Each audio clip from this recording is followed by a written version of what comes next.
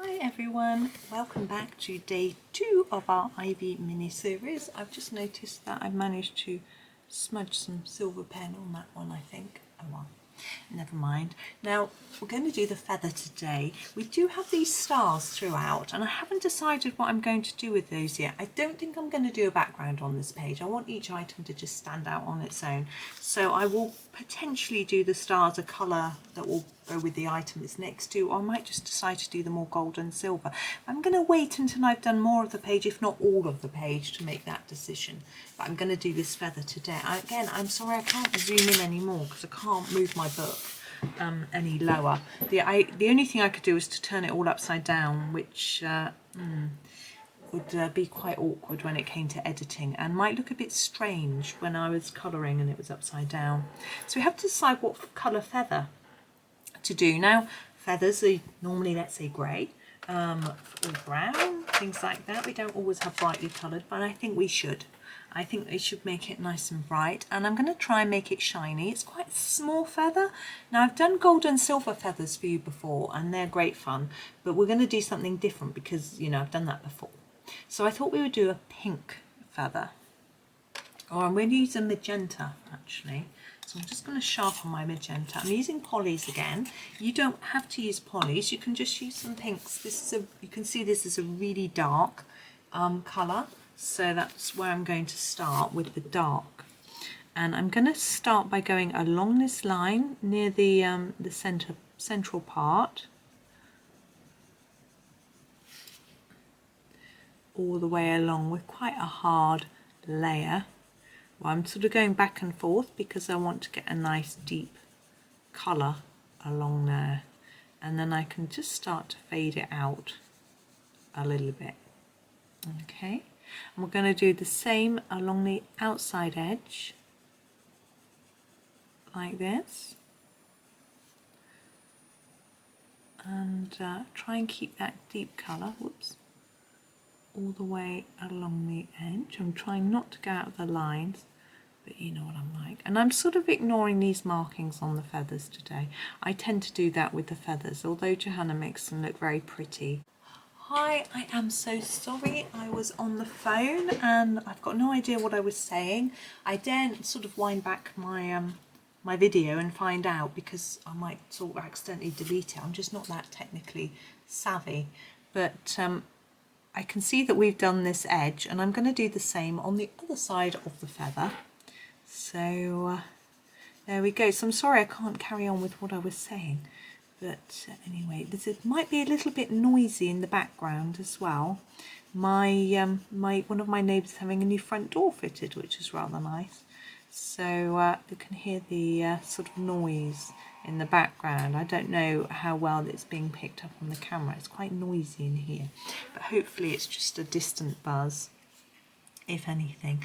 So I just want to put a darker layer on the edge of the central bit and then just take that colour out a little bit. I know I've gone out the lines there. And I might just emphasise that point at the top. Now I need to choose my second colour. Should I put a little bit more here? Oh, no, we need to do these bits. So just a little piece here and here.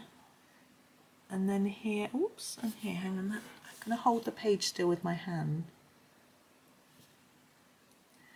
I have to be a bit careful. I should do this all the time really, but it hurts my frozen shoulder, so I have to watch out. Now my second colour, I'm going to probably use 3. We've got this lovely light magenta, which I'm going to use at the end, but I want to sort of colour in the middle. I think this one might work.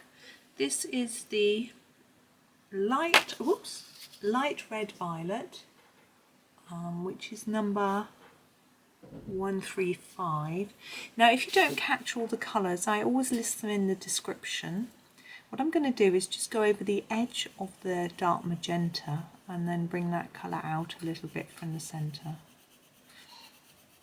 So I'm trying to put a few more layers down where I'm overlapping the magenta, because I want there to be a nice blend where you can't really see a definite switch in colour. It's not easy to do that, but it's good to have a little try. And we'll do the same here. I'm just going to sweep with my brush. There's a few bits on the page. They might be, you probably can't see them, but I can. And the same here. So just going along that edge, taking that colour towards the centre. I'm trying not to put my hand on top of the magical jar, although the paint should be dry by now. But the top tip, when you ever use a paint pen, a gel pen, a glitter pen, anything like that, I always leave mine to dry overnight. Whether I've used them first thing in the morning, last thing in the evening, I just leave the book open somewhere for it to dry. Because, oops, I've forgotten to do these little bits. So that, because I don't want to turn the page and find it transfers to the facing page. And if it did, I'm sure I would find a way to work around it, but you know, it's upsetting, isn't it, when things like that happen. So now we're going for our lightest colour. As I said, this is the light magenta. I'm just going to give it a sharpen. I want it to be nice and sharp because I'm going to do those little mini bits of feather down here first. Now I want to leave a little bit of white, but just a small amount, just to make it look like the feather is shiny, because I think feathers are often shiny, sort of oily looking. So that's what I'm trying to do. I'm trying to just cover up all that area there. So on these larger pieces, I'll start on sort of, you see I'm starting about halfway along, and then taking the colour out a little bit. And then I'm going to bring some from the other side. And this helps me to judge where the centre is without actually measuring. And then a bit more from this side and that side, and just leaving. I don't want a really large white stripe. I'm sort of going over all of the colour to sort of blend it together with this slightly lighter one. Leaving that little white area in the middle. I may go over that a little more in a minute, but I shall just do both sides first. Now I want colour all the way across there, and just start bringing it in.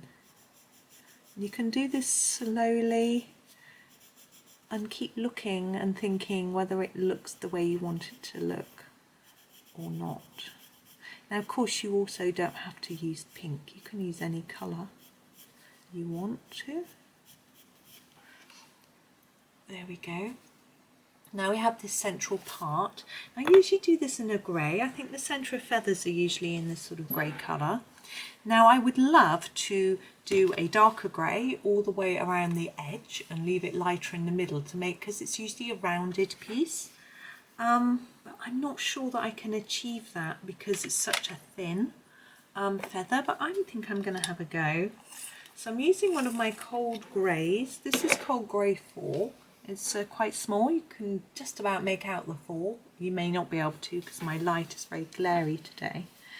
And what I'm going to try to do is go all the way along this edge. Now obviously this piece gets narrower as we go up, so it's going to be almost impossible to leave a gap at the top, but we're going to do that. And then the same from this side, so just along the edge, go over the black line as well. It'll give you a little bit more space then. And as you can see, it hasn't left a huge white gap down the middle, but hopefully it sort of gives the impression that it's slightly rounded. And what I'm going to do is use a darker grey right on top of that black line to really emphasize that darker edge. So I have grabbed and just sharpened. This is the cold grey 6. I can't see if you can see that. You probably can't. If I can't see, you probably can't. And I'm just going to go, as I say, over the black line, because that black line that's there may have got covered in the magenta or the grey, and therefore it may have faded back a little bit. So we can just go over the top. Now if you want to, you can do some pen on the feathers over these patterns that Johanna's drawn. You could use a pink Posca or pink gel pen or a white and sort of go over all those details, make them stand out.